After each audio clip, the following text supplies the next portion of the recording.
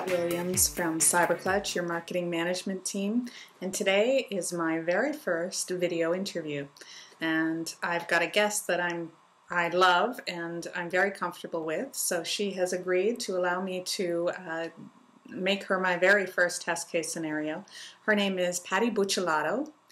I love saying her last name, Buccellato. It just rolls off your tongue.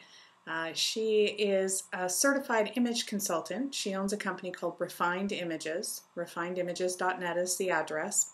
And she is here today to talk to us about image and how we can put our best foot forward when we're communicating via video or on stage with all these conferences coming up. Hi, Patty. Thanks for joining me. Hi, Pat. Thanks for joining me. I wanted to talk to you a little bit about image because it's become so important now. I think it was always important in the workplace, but now that so many people are working from home, we can spend time in our pajamas, but with the increase of the use of video and events, image again, even when you're working at home, becomes important. So I wanted to talk to you a little bit about that. Great. Tends to be a passion of mine. Now, how long have you been in the business? I founded Refined Images in 1993, so it's been quite a number of years now, and it's been a fun journey.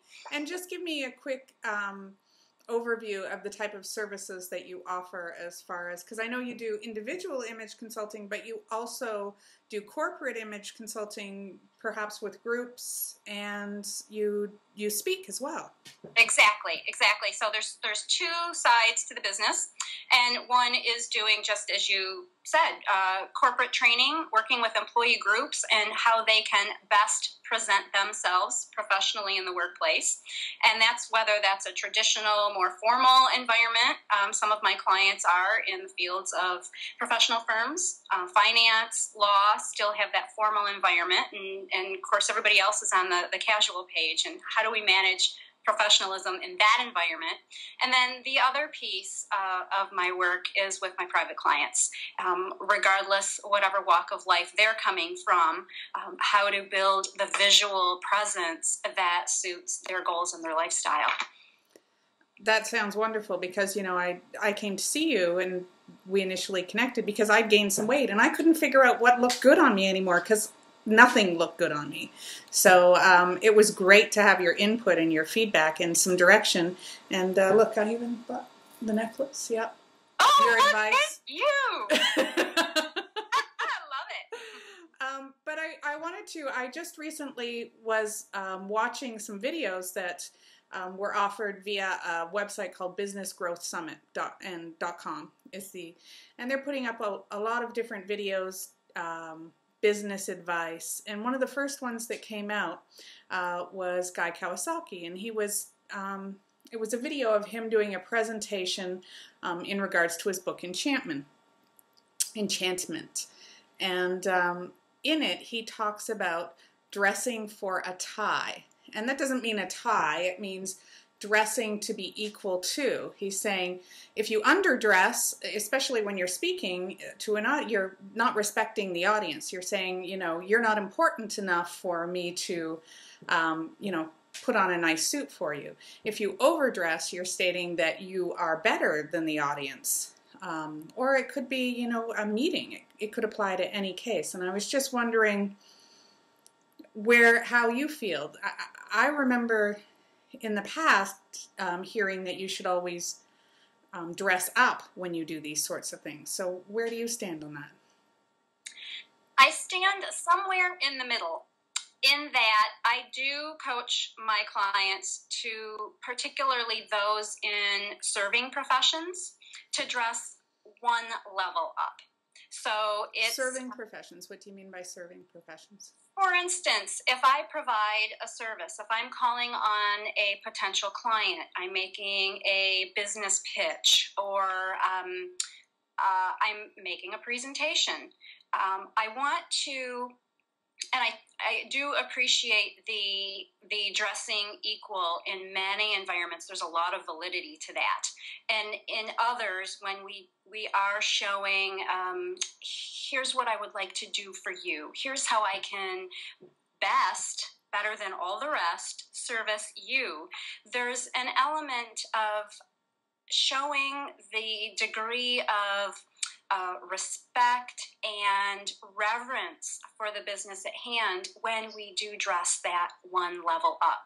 So, and I appreciate the point of not going so far as to the point of intimidating or condescending your audience. And in many, for instance, social situations, equal is perfect. I do feel, though, that there's that value of saying this is really important, and how I'm projecting that is that I've put a little extra attention and detail in putting myself together because it's that important. Now, do you feel the same way about when you're making a presentation to pitch a service or a product, as opposed to, say, all of these conferences that are happening, like TEDx and 140 Conference? Where do you stand on dressing in those? Are they different venues? Do you think that the same rules still apply? The same rules do apply for the one who is presenting at that conference. So if we're a speaker, if we're on stage, if we are the expert providing our expert knowledge and opinion, then yes, that does require that extra level of dress to look the part, to carry that visibility with credibility. For those in conference attendees, part of the program, then that equal dressing is perfect and spot on. Okay, now what about this sort of situation where I put on my nice clothes today? I didn't, wear my sweats because I was going to be on video. There are so many Skype interviews happening now, and Hangouts on Google Plus, and video conferences. How you don't know what the other person on the other end of I assumed how you were going to dress, but I didn't know how you were going to dress today. If I didn't know you, how do I plan for that? Yeah, that's it is difficult to anticipate unless you do know your audience well. But one thing that we can do is, and there's that saving grace that we're only here up oftentimes on the webcam. So is this where I'm supposed to say I don't have any pants on? Okay, no shoes. To your point, though, so many people who are used to working in their home offices behind their computers safely, not concerned with what they wear, do need to pay some attention to that. And the attention may simply be the point of grooming.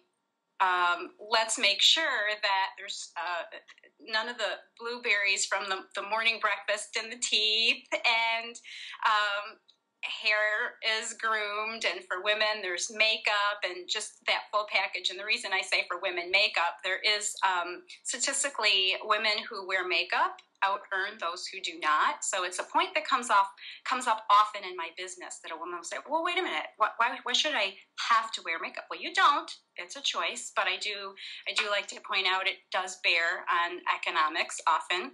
But as long as we are neat and groomed, and that's something that I think some have ignored working from their home offices.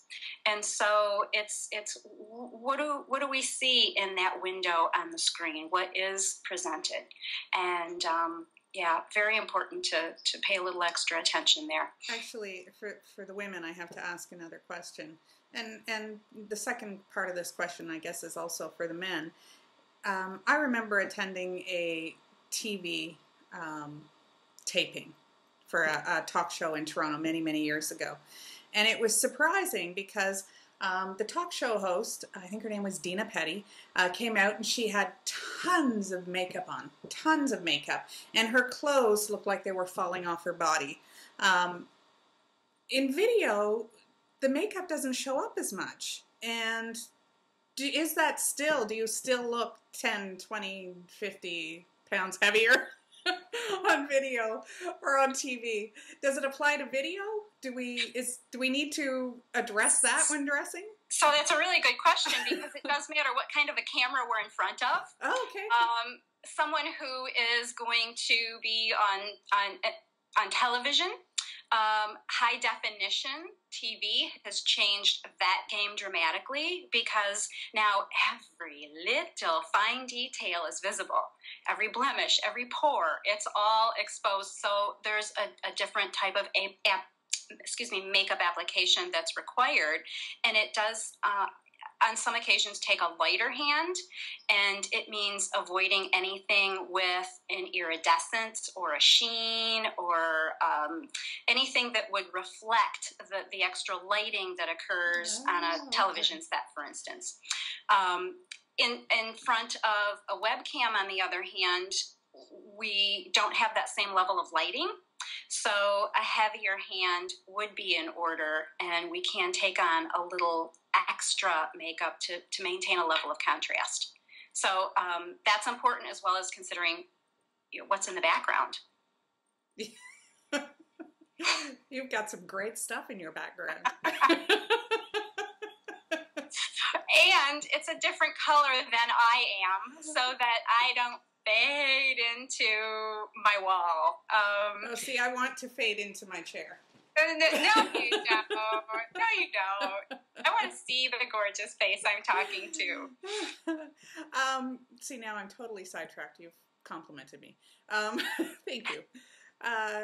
So, do you have image tips for people who... the clothes. Do the clothes look tighter? I know they did on TV. I don't understand how it works. It's magic. But does that apply on video too? It doesn't. What's important? The fit. It's important that fit be impeccable, whether we're live, face to face, or on camera. Any polished, positive presence is going to involve clothing that fits properly. What will be different on camera, we look at really the distraction factor. So what you want to avoid are loud prints, patterns, as with makeup, fabrics that have a sheen that distract from what the speaker is saying. And, we want the attention on the spoken message, we assume, rather than the clothing speaking for that person. Mm-hmm. Now, you have a book that just came out. I do. Stepping Stones to Success. And it's quite interesting because it's a collaboration of many different authors. Mm-hmm. And they cover a lot of different topics. I mean, obviously, you're talking on image. Actually, it's driving success with a goal-focused image, which... you don't necessarily... I have never really considered getting dressed with a goal in mind. But I loved you had mentioned dress for the job you deserve. Yes, yes. And I thought that was a great statement. So tell me a little bit about the book and how it came to be and what it's about. It covers so many aspects of leadership and being successful in business besides image. Yes, yes. It's really soup to nuts on success because of as you mentioned, it's a collaboration with authors across areas of expertise. My topic being on image. It was an exciting project for me because a few of my heroes were part of that. People who I have always admired in my career. Part of the project was Jack Canfield and Deepak Chopra and Dennis Waitley, and all have had special roles in my personal growth and business building. And so when I was contacted by the publisher, initially it was I was invited to participate on another project, and it just didn't have a resonance for me, and so I declined that project. And the publisher came back with an opportunity for the very final chapter in this particular book. And when I heard who my co-authors were, I just jumped up and down and said, "I am in." So it was a fun project. And your book is available at your available. Website, refinedimages.net. But the best place to get the book, shall I show the cover, Pat? Yeah, please do. Please do. This is, it might be a glare. Tell me if you see it. Hold it up a little higher. Up higher. How is Beautiful. that? There you are. Okay. It is available on imagecoachforsuccess.com. Okay. imagecoachforsuccess.com. imagecoachforsuccess.com. The book is $19.97, can be purchased online, and there is a bonus along with the book purchase that just happens to tie into our conversation today. And it is a audio training on being camera ready. So beyond... you expand the tips that you touched on today and add more? Yes. Yes, we talk about the makeup, the dress, and overall elements. There's makeup artist on the training, as well as there is a publicity expert who is very well versed in the television environment, that setting, and so there's just a bunch of tidbits on what do you do when you're in front of the camera, and, so and it's how you to best and these present. other people discussing experiences and what they've found in. Perfect. Yes. Great. Sounds like a wonderful resource for anybody who's doing this. Yes, exactly. This, speaking on a stage, television interviews, if they are, getting in the news and media. But as you said, there's so many people now doing this from the home office, and it is very, very important. Things that we haven't considered before. We must now. Well, then that makes you my ideal inaugural guest. So thank you very much, because you'll set me off on the right step towards success. Perfect. Thank you so much, Patty. I appreciate you taking the time to talk to me. And Thank you for appreciate inviting you me, Pat. being my test video. So I'll look forward to seeing this online and getting your reaction to it, and everybody else's, of course. For sure. Thank you for inviting me, Pat. It's fun. It's been a lot of fun.